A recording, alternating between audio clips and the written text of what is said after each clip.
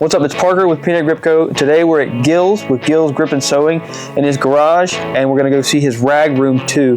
Gil is the OG master stitcher on the ones and twos.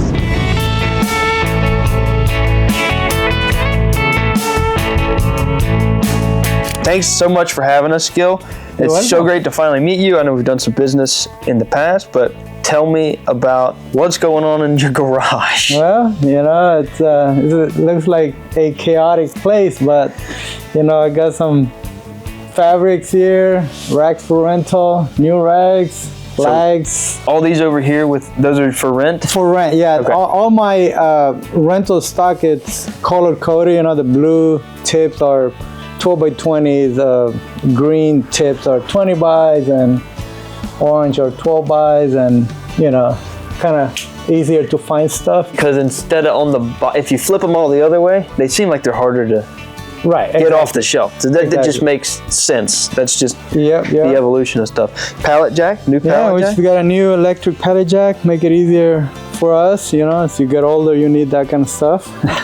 Hell yeah, so this is just kind of overflow. Right. When you're done with it, downstairs, you bring it up here, so the truck can pull up and load it on, and away you go. Well, let's go downstairs and check out where the magic happens. I've never been in a rag room. I'm not a sewer. I don't do any of this. This is why Gil is such an invaluable human and technician.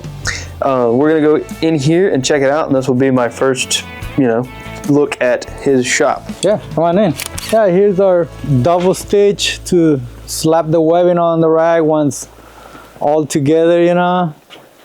We got our single stitch, our grommeting machine right here, automatic, make it a little faster. That's badass. Yeah, all our Velcros, and so we got blue Velcro, obviously for like blue screens. Yeah, green. Green? It's chroma green Velcro. Wow. It's not like exact chroma, but it's the closest I could get to it. You know, on all our black, white adhesive Velcro. Sweet. All the tools you need to do what you need to do. Yep. What's your favorite part of the shop? Where do you hang out when you're down here? That's my favorite spot. That's my table right there. Then we got our fabrics, some of our fabrics there, leftovers, and you know, keep our recover fabrics there, keep it clean, you know, elastic, stuff like that. Stretchies. Yeah. So tell me a little bit about just about your table. Why is it this high? Why is it this shape? How does this help you be efficient? Because you're so quick with it. Yeah, so that's the height of the actual sewing machine. Basically to make recovers, you know, they just slide on and out easier, you know, it stays at the sewing machine height. So when you put a big 4x4 on here, it's not like falling off to one side or the other. It just lays flat. It just lays flat, and then you can spin it around, do your thing, you know. But for rags, you know, you don't need a table really. Just a machine and a big space. Yeah, exactly. Yeah. So that's kind of what all of these marks on the floor are, or what's the system? The marks on the floor are, as you can see, they're color coded. The yellow ones are for 12 by. When making 12 by, that's where I cut it. From that red, that's red the start line, and then blacks are 8 bys, yellows are 12 bys, whites are 20 by. Orange are, I believe, 6 bys. And then I have a blue over there, which is for 30 bys. Okay, so you start from that red tape down from there. that red tape all the way. Yep. Those are my roll dispensers right there. Yeah, from here, you put the corner there, and then you roll it out. So this would be 8. 8 by 8, yeah. That would be 12 yellow, and then this would be 16, which that would be another 8 by cut. 16, and there's another black there that gets me 3 cuts of 8 bys. Okay, you know. Okay, I got you. So when you're slicing up material, you've got it in a big roll, and if you need to make 8, 10, 12, however many 8 bys, you're not making them one at a time. No, and you just cut as many That's not panels as you efficient. need. So you just boom, bam, and you go to work. Exactly. And every step and iteration you make is another process, and you just kind of do that all as one. So when you're done, you have 8 finished 8x. Yeah. Yep, Sweet. yep. Really smart system. Kind of like an assembly line, you know? Yeah, assembly line. Do we have enough stop? Can we go in the back? Yeah. Got a bunch of 4x, 18x, 2x3s, 2x5s, 2x4s, 18x48.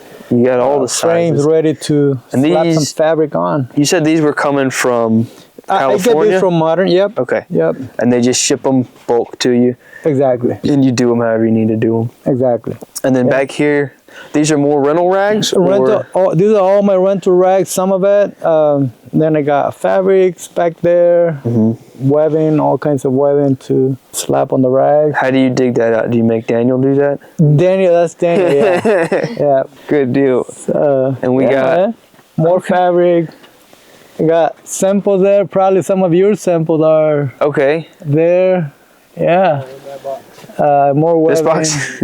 Gotcha. Our compressor for the grommeting machine. For the grommeting machine? Okay, that runs on compressed air. It runs on compressor, yeah. Very cool. Yeah. And you've got pouches. This is just kind of like, if I need it, it's back here, but it's not immediate to the necessarily like the everyday operation. Exactly. So you got 2 more machines here. These are the ones you take with you when you have. Actually, I keep here all the time. This is an extra single needle. This one is also a single, but it's for thinner materials. Okay, so like spandex or probably silks. Silks. Grids, heavy duty machine like the other one I have there kind of makes a gathery. This one keeps it nice and flat. Gotcha. So you have a special tool for the special material. Absolutely. Wow. Yeah. Yep. So. How often do these come up? I would say pretty often. Probably a couple times a week. Yeah. More. Then you just roll them out on the floor. Roll it out. Got it on wheels, ready. To pull it out. Perfect. Roll it out. Got duveting here. My dad's hat hanging right there. There you go.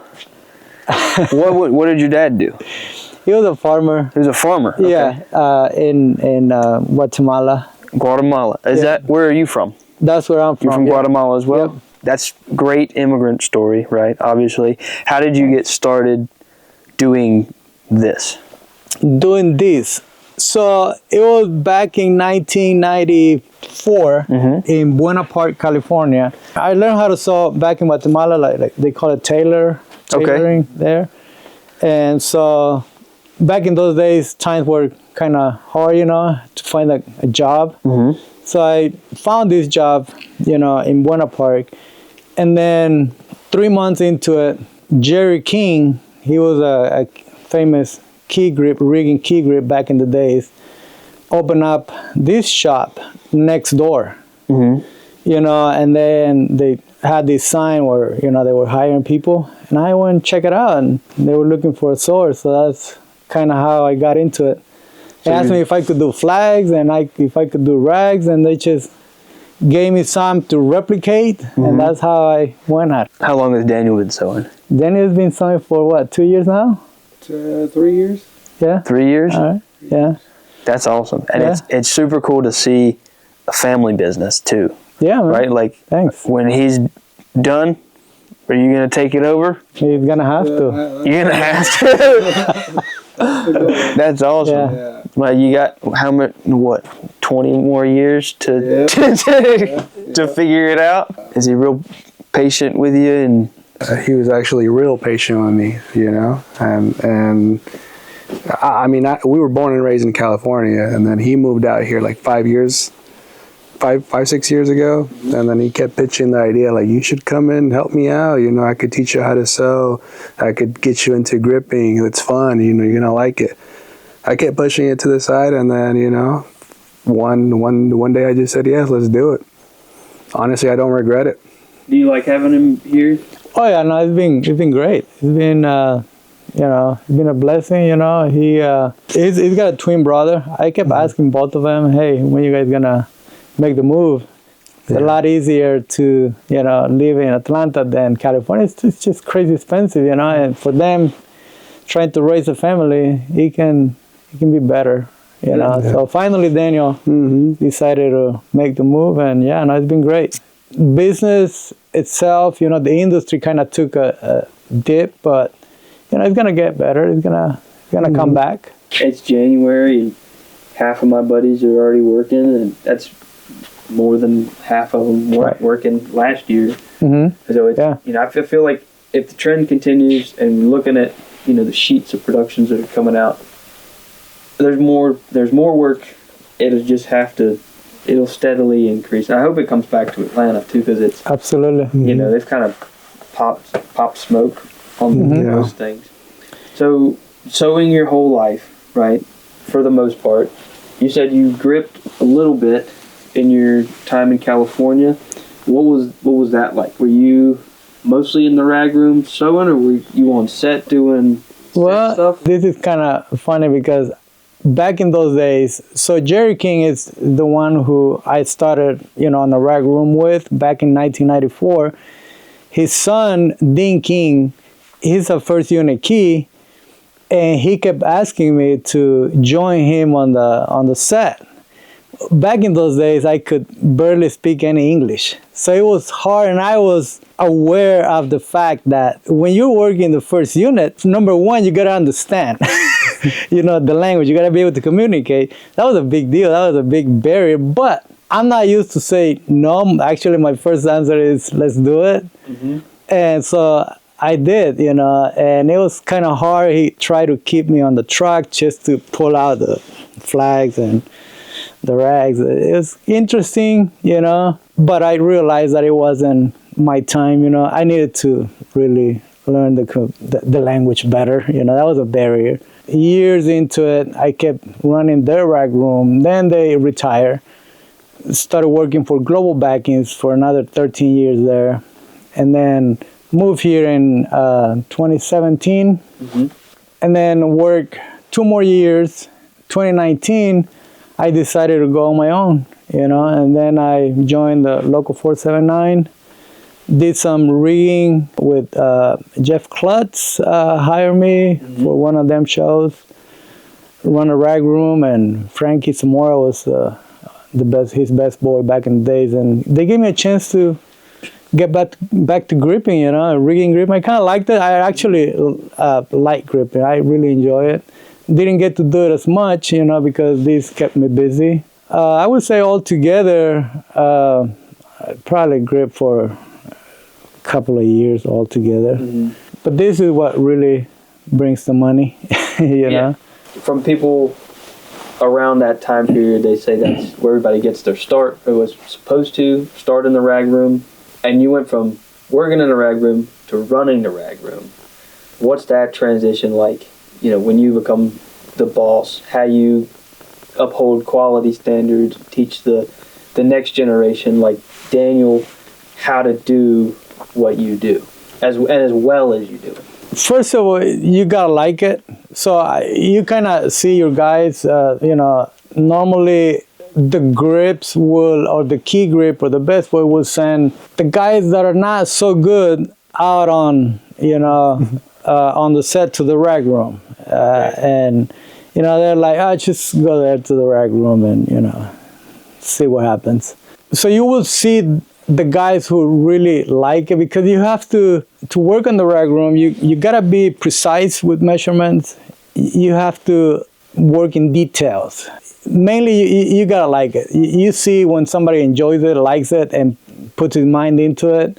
Aside from that, it's just practice, experience that you gotta acquire, and then depends on that. That's how good you're gonna get at it, But it's not for everybody, for sure. A lot of people don't like it, Hand-eye coordination, be good with your hands. Right. Kind of know how the fabric behaves. Every fabric behaves different. That's what I picked up from him. Squaring the material's key, Right. Otherwise, you're going to end up, cricket. That's You gotta put some pride into it. Some people don't, and that's when you get sloppy. And then there's a bunch of swords out there, but they're just swords. Yeah. It comes down to be professional. It's a different story, you know. This video is brought to you by Metcalf Noodles, stylized cable management. Here's how you use the Metcalf noodle. Simply place the noodle against the cable, wrap it past the slider, pinch and tighten. Now your cable is managed and pretty stylish. More colors and sizes available at metcalfnoodles.com. How much of your business is standard, or when I say standard, I mean like get regular rags, and how much is it pouches and other kind of textiles? Probably a good 80% is rags, just regular 12 by 6 by 20 by 40 by stuff, overheads and backings. And the 20%, it's custom, you know. What do you like more, the 80 or the 20? I like it all, you know. It just depends. You just gotta get in the modes. The big stuff, the one thing is that the big stuff, you know, people seems to appreciate more, like to see a 40 by 100, and then you go, you know, they're like, damn, this is nice, and they don't mind paying for it. But when you see a small pouch that probably takes just as much work, If not more. and then you're like, oh, that's pricey. But the effort, the detail, and all that stuff, I think it's something. that's the one thing that it's hard to explain to guys out there that it's. That's something I really come to like about the products you make, is that they're quality and that you do take pride in every stitch that goes into that thing. It's like everything that comes out of here is solid through and through. Nice, man. Good. Glad you liked it. That's good to hear. What's the? You said 40 by 100, and in my mind, that's a big rag. Right. What do you think's the biggest one you've ever done? I think the biggest ones that I remember right now, it's probably for Black Panther. We did 41 by 600. 600. Yeah. It was all. I think that was all in one piece. I think it was a 600 footer. Yeah. And then 500 footers, and they just get awful heavy, you know. Yeah, and, they're hard to move. you know, and then. I'm sure that's your problem, isn't it?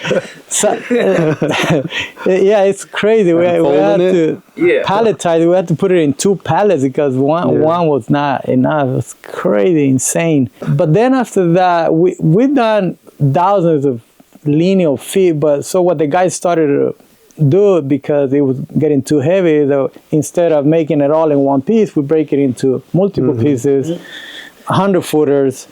And just Velcro them together, or use Dutchmans, you know.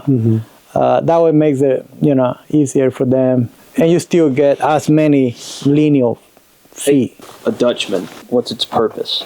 Yeah, Dutchman is basically a strip of fabric that covers up the gap where the 2 rags meet, and you have Velcro on both of them, and your Dutchman has the opposite Velcro, and just, you know, covers that gap. And normally they're 2 feet wide by whatever height they have they're working on. So when you butt 2 rags together, so you don't see the seam in between them, Exactly. you put another piece over top to make that transition super smooth. Yeah, I've and done it, it but works just the same. just depends on what you have time to to crank out, you know. What are some things you think grips can take for granted they use every day, but they might not realize it? One thing that comes to my mind would be like grommeting machine. That's badass. Grommet machine's a good one for sure, man. The elbow grease kind of wears out over time, especially working on big rags. It makes it faster. So I think the grommet machine's a big one for sure. What do you keep on your bench that makes this go quickly for you? Nothing much, man. Just the will to get it done. The will to get it done. Yeah, The little. Yeah, I mean, other than the basic stuff, you know, it's just to cut the threads, you know, little nipper. Then obviously, you keep your, you know, pre-wound bobbins. You know, keep plenty of those. Black and white is mainly the colors I use. Yeah. Pretty much for anything. You got some pins there. And then I got pins. You know, whenever you wanna hold things together so they don't shift on you when you're working. You must have tough fingers. Poke you.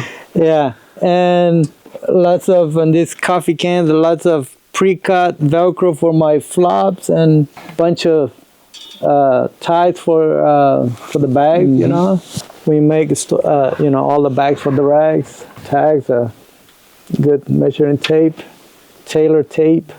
Yeah, you got this set up to be very Clipboard, efficient. You don't have to move. The rulers. I got all my webbings, Velcro right here. Yeah. My fabrics. The only difference for me is I just put markings on my machine so I can just keep it symmetrical. He's got that eye where he don't need that. Yeah.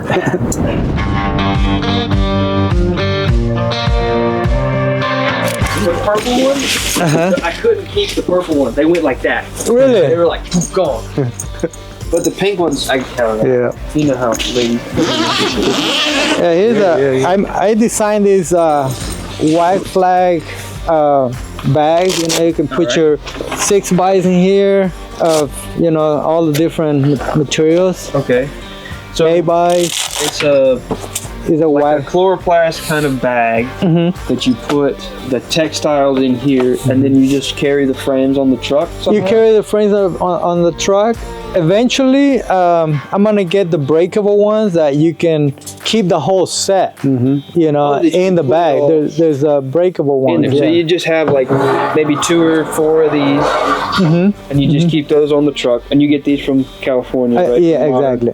So you have 6 footers, 8 footers, or whatever size. Right. That's really clever, and it's nice that it folds up, and you can stick it in a cart or up on a shelf. Exactly. And it's not gonna get in the way, and they'll stay nice. Because I run They into say that clean. Exactly. with when they're in and out, the bottoms always get super dirty. That's a really clever way to store those. You come up with this all by yourself? Yeah, I came up with the bag. You know, somebody asked me for something to keep their white flags clean, and decided to put this bag together for that purpose. Well, it's a great Yeah, great thing to show off. it's a wind through, but it cuts more light. You know, It's more solid. more solid. Correct. And I can, you know, I can get that in black and white. We have something like this. I can't remember where it was from, but it does kind of let too much through, and you end up kind of with a weird texture on the face, which I mean, if you back it off far enough,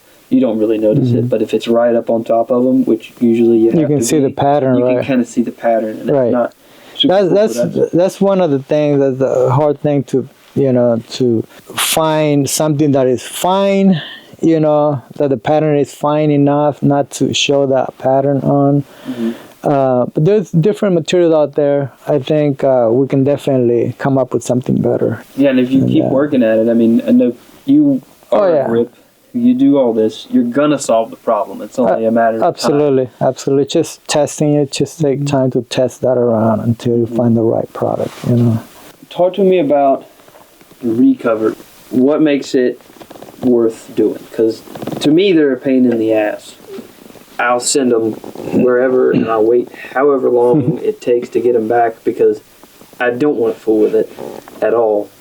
How are you able to knock these out? Oh, and keep it so tight. Yeah, well, there's an art to it, you know. There's especially on the open ends, you know. It's not just keeping it tight, but keeping it square, you know. Right. So that's the main thing, because you know, you have to really open it up and at the right tension on each end, so that when you know, pull that wire together, it looks square and it looks nice on on all 4 sides, the wire and all four side all around. That's a tricky part, you know. It just takes time to get to that point, but it's really just common sense stuff, you know. So this is a true double. That's a true double, yeah. With 2 layers of the bobbinet. Correct. And you were telling me earlier, because I asked, and I'm super curious about this. Sometimes this wire, it'll rust, or it'll snap, or it'll pop. And when I get them back, it's usually just kind of like stuck through, woven through the thing, kind of. But you've actually done something different here. I think will make it stronger. Tell me about this pattern or stitching that you've done. Yeah, other people are doing it, but you know, zigzag. If you zigzag that wire onto the fabric, it really keeps it from, it prevents from getting stuck when you put it on the box and rip from one of those spaces there. If you go, this is the old way of doing it. You kind of thread that wire on, and it nothing wrong with it. It works and it actually looks nice. That I've been doing that for years and years. But then I noticed that a lot of times when you stick it on the box, it will, you might catch that wire there, and if you keep pushing it, it starts to rip from there. So by using a zigzag to wrap that wire on, you kind of prevent that from happening, and it looks nice. It looks pretty nice and clean. Yeah, that's the main thing. That's actually the main thing of using the zigzag. That's the attention to detail that you wouldn't have, nobody would have just naturally stumbled on that. You have to do this kind of thing day in, day out for, 20 plus, or however long you've been doing it, to like find a solution. Right, to see a problem, identify it, and solve it. Exactly. It just takes time and pay attention to the customer's complaints, and see where things are getting damaged from, what's causing it, and then you come up with ideas to make it last a little longer, And it lasts one more show. I mean, that's right. That's one more happy grip. Yes, sir. Yeah. I hate doing doubles. It's like at the end of every show, we do the L&D, and it's like, how many doubles? Please don't be a lot of doubles. Yeah. Because it's just a pain, and they always rip, they always tear. Yeah. Yeah. Nothing you can do about it. I love it when they rip, man. I'm sure you do. Keep bringing them. Yeah, they'll come back time and time again. Yeah, but no, we try to put some pride into our product, and keep you guys coming keep back. Everybody happy. Keep everything coming back. So these are some pouches that Gil makes. Mainly it's something the riggers use a lot, That big flap, and they stick all their riggers in there. The reason of to flap up is because keep the tools from sliding out. If you do it the other way, Jump off the lift gate like a dummy, they don't all come flying. Yes. Right, yeah.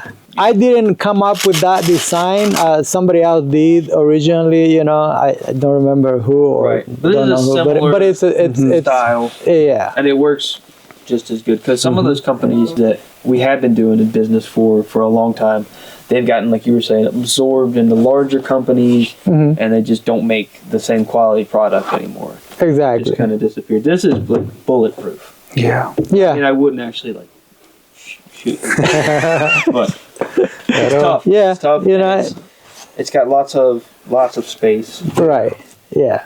And then this is more of like a camera assistant style. Exactly. I know I ordered these for some friends of mine in Charlotte, but it's the same kind of style. It's just another same thing. another Not color. tool pouch. Yeah. Good tool pouch to keep your markers and stuff in. Daniel, what's your favorite part of down here?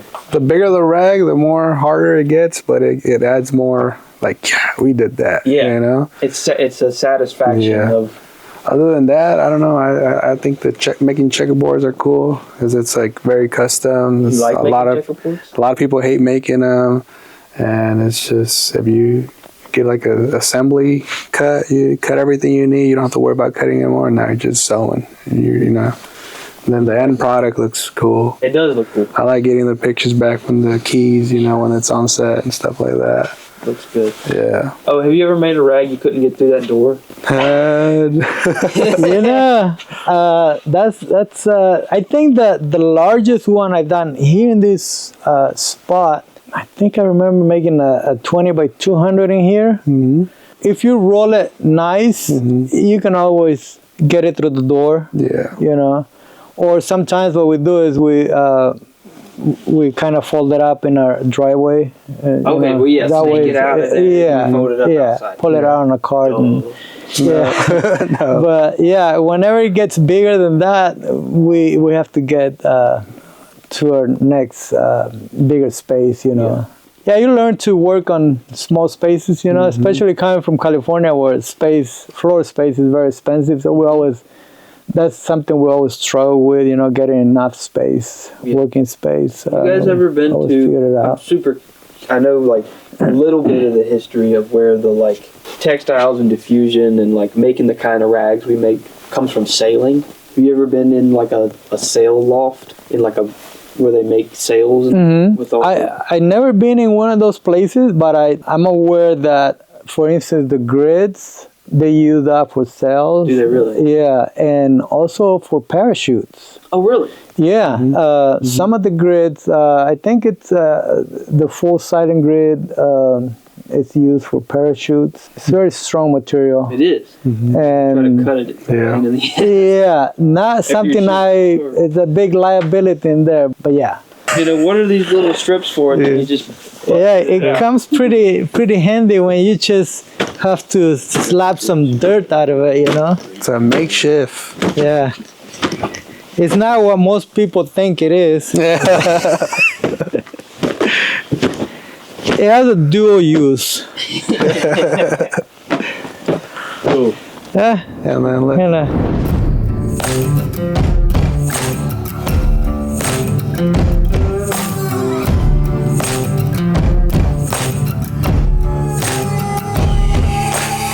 Gil, do you remember those bags you made for Steve Stevenson with all the grommets and the cuts? And Oh yeah. The shop bags, the side handles. Yeah. and it's got a grommet Right. on all four corners. All four Two corners. handles like this, and then it's that saddle style. So when you pick it up off the stand, the whole thing folds over. And it's Right. Yeah. so simple, so genius. Stretch its arm. There's some Okay. exercising in there. Do you Yeah. use that for your shoulder? I use some bands? those rubber bands. Yeah, I had this surgery on December 1st, Okay, and I just went to my second therapy today. good. You And feeling better? oh yeah, it's definitely a lot better now. I have the small one. Uh-huh. You know, like on the truck, it's like if you just have to fix one, not like this, and not. That's Yeah, some weight to it. It's got some weight. I think that's what did it to my shoulder. That's right what threw your there. rotator. I probably did millions of grommets with that one. Wow. You know, before we got the 3-pounder one. I think that's a 6-pounder. That's 6 pounds. Oh wow. Yeah. Yeah. You know, I didn't realize it, but that's So this is our traditional way of doing it. Okay. First, you get the cutter. okay. Gotta hit it. And then what do you call this piece? That's the die. Yes. Or That's a die. that's Yeah. the die. Yeah. Slap it on top. Sandwich it.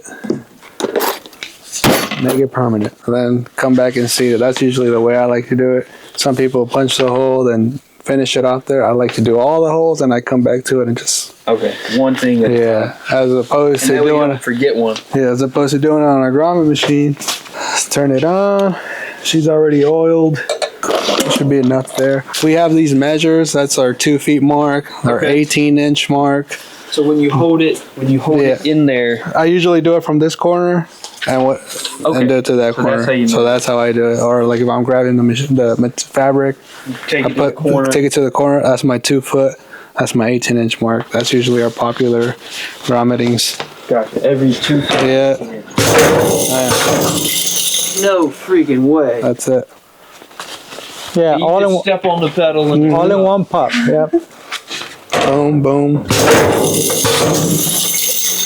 Feeds itself. Wow. That's freaking impressive.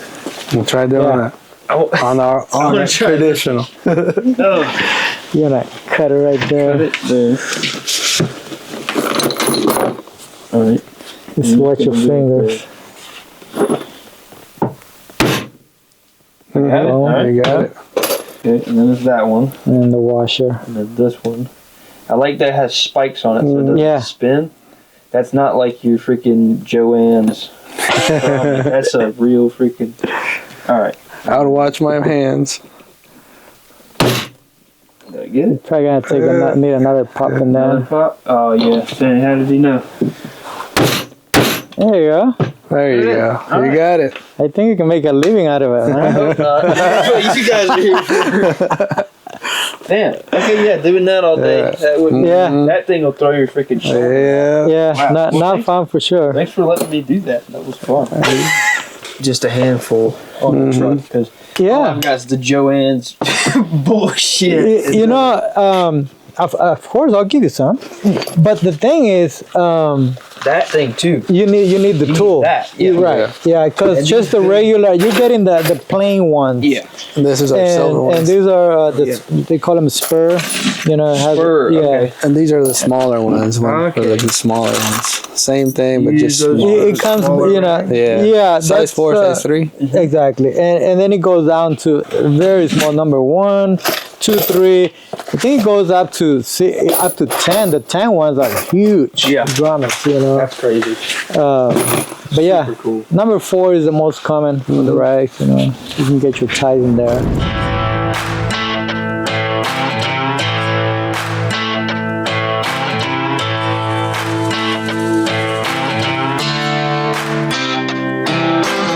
What do you think are some common misconceptions about grips or the grip department that you'd like to change or that you want to dispel? How sometimes grips handle the flags, you know, especially doubles, kind of stick their fingers in there, you know. Yeah. And you know, and then now you have a rag or a flag that it's easy to poke your fingers through. So those are some things you want to change about how grips handle things. How handle things, yeah. What they need to understand about handling softer, gentler materials. Right. Yeah, that's one thing, you know. Other than that, most guys understand, you know. So don't do that. Don't stick your fingers through the double or the single. Or the singles. Yeah. Same with Ted, you know, you got greasy hands. Why would you grab a unbleached or bleached muslin, you know, or walk over it? You can walk around it, take a couple more steps as opposed to just walking over it. Well, that's great. Just keep your hands clean when you're handling rags. White stuff, Especially the white stuff. And don't walk on the rags unless they're, you know, intentioned to be walked on. Yeah. Don't walk on them. Right. Yeah. I'm sure you see them all the time when they come back. They got a big old footprint right on there, and I do it as soon as it happens. Yeah. Walk around looking for the guy's shoes. Right. It's like, who's wearing Adidas today? All right? Like, it's Exactly. freaking whoops. Or the on clouds with just the stripes. Yeah. Get out real good. Yeah.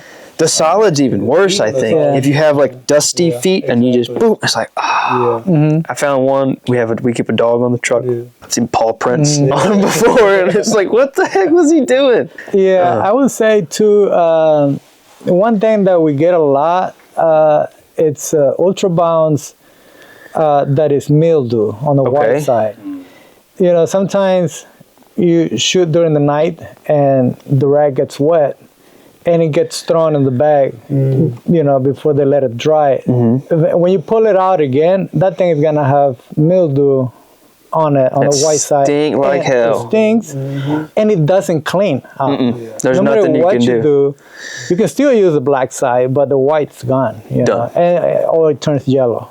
So how do you prevent that? What's something you could put in place to keep that from happening on a shooting crew? You know, I would say just let it dry. You know, leave it on the frame. You know, or leave it hanging, and then don't put it in the bag until it's dry. Completely dry. Right, completely dry. Exactly. It is a hard thing to do in the South, right? Right. Because we get all this crazy weather sometimes, and during the summer, it is so wet and moist, but it's really important to let that thing dry. Right. Same thing with half soft frost too. Get that all the time. Mildewy, that's a little bit easier to clean than ultra bounce, but it's gross. It's yucky. Yeah, most of the fabrics are FR treated, like fire retardant treated. So that fire retardant, as soon as you drop a drop of liquid on it, it will leave that ring, that stain. Whether it's a net, nets are the most expensive ones, you know, and it still works, you know, for the lighting, but it doesn't look nice. When you put it up, you see that ring, it's like, it still does the job, but it doesn't look nice. And then if you wash it, you know, all the fire retardant gets washed away and it loses the purpose, you know. Now it burns. Yeah. If it gets too close to the light. I feel like we run into less of that now because of the way lights have moved into cooler LED stuff, but they still get next to 4Ks and HMIs, 18Ks, they will get hot, and they can catch on fire.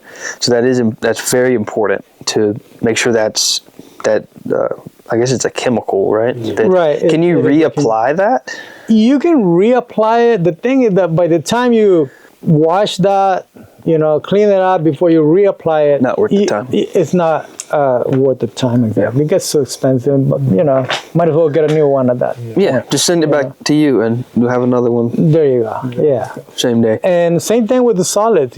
Solids, the same thing. As soon as somebody even if it's a sweat, some people sweat a lot. Yeah, it'll leave a little ring. It like I say, it still works. I keep using it. It just doesn't look Doesn't as look good. and it doesn't look as pro. Right. Right. Clean Exactly. stuff, new stuff. Yeah, just like Oh, that. there you go. That's a good example. Just a little bit of something on there, and It shows, this particular craft is harder to come by. People that are good at it, and 2 people that care and want to do it. Do you have any words for the next generation of people that might be looking to do something like this or get in the film business? Once you get your first opportunity, take good advantage of it. Attitude is a big deal, in this industry and probably in any industry. If you show up with the right attitude, people is gonna like you and more likely to get that next call, Most people are good, but on and off you get those guys with not the right attitude. That's a big deal to me. Other than that, anything is teachable. After so many times, it's all repetitive, Make it better, how to perfect it. My stitches get better and better over time. It's the same stitches though, but just getting better. The attitude, people like people with good attitude. They'll offer you the next job. If you were a pleasure to work with, I want to keep you around, It makes it a lot easier. So thanks so much, Gil, for having us. Thank you. I hope I get to come back and see you again. Daniel, it was a pleasure. Get to come back, man. If they're looking for you, where can they find you online? You can find us on Instagram at Gils Grip and Sewing, the phone number, or you can, text, call 714-364-7529. How about that? There you go. Sweet.